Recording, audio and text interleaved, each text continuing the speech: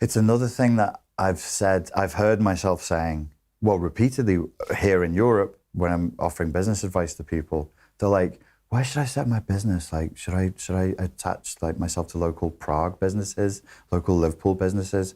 I'm like, you're working online, just America. Don't forget, fuck everyone else.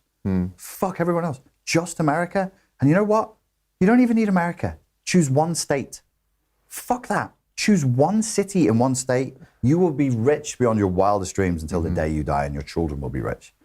There's money in America. And there's a fluidity. I've found working with Americans for 20 years, there's just a fluidity there that we just don't have here. Yeah. There's like this, so if you set up like the story you told, I 1000% believe that you can go to California, and if you have a pretty good idea that's a solid 8 out of 10, yeah, you could be a millionaire. Yeah. Absolutely, people will pay you. Well, everyone's a lot more loose with consuming and buying stuff. Right. You know, that's where we get our culture and human connections. So people just kind of throw money as if it's a form of connecting. So in America, a form of connecting is money? Yeah. That's really interesting. Yeah, I think money is not so much money, but the exchange of money. Right. It's very inherent in the culture and communication. And if you look at even, you know, me and you both, but more so me, the whole influencer social media culture, you know, you want to be closer to an influencer, you want to be supporting a YouTuber that you like, you buy their merch, you know, you support them through money. Like that's part of the cultural language of like appreciation of America. I never heard anybody say that before, but I've lived it. Yeah.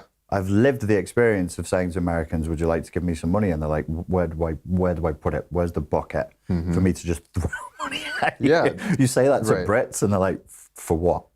Why? Why? Yeah, I mean, the Europeans, all they need is one of these and a glass of wine and a croissant or two, right? I mean, that's like, which is basically what everyone really needs anyways. Right. You know, but in America, there's not so much of that kind of like socialization, coffee culture, leisurely bohemian thing. So a lot of it is due to just like, here, I'll help you out. Here's this, or, well, that looks really crazy.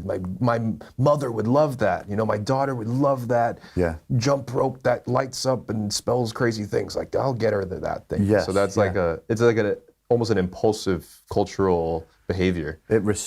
American culture also respects entrepreneurialism. Yes. Oh, that's a huge part of it too. Which in Europe and Britain, there's still a snotty, like little stuck-up attitude about entrepreneurship. Yeah, that's a huge part of it because entrepreneurship is within the fabric of American culture, so that it is inherent with how to spend money and how to use it. I find it a little bit frustrating sometimes listening to people talk about America, and they want to talk about like colonialism and empire and racism. They go, this is the fabric of the culture, and I'm like, I think those things came with it, but it's money is the essence of the culture, right? And not necessarily in like a dark way, like or an evil way. It's a mercantile culture. It's a like you just said it in a way that mercantile, is like, merchant. Yeah, you said it in a nice way, which is, it's almost like a culture of saying, I'm going to buy and spend as a way of forming social bonds. Not have a coffee and talk. Yeah. Not, I don't know, we'll go for a walk and sort of generate that intimacy, but here's my money. Give me your money. Yeah, and I'm able to see it a lot clearer now that I've lived here for about 4 to 5 years. The big reason why I came here, lots of reasons that we talked about, being able to walk for one thing. Yeah. But one thing with like the social fabric and like communication and relating to people was through money. And at the moment in that time, it just drove me crazy. Because like, oh, I thought you're friends with me. Oh no, you're part of a multi-level marketing scheme and you're trying to get me to sell your skincare products. You know, you're talking to me as if you're best friend, but no, because you have this extra vape juice that turns you into a fairy or whatever it's, you know?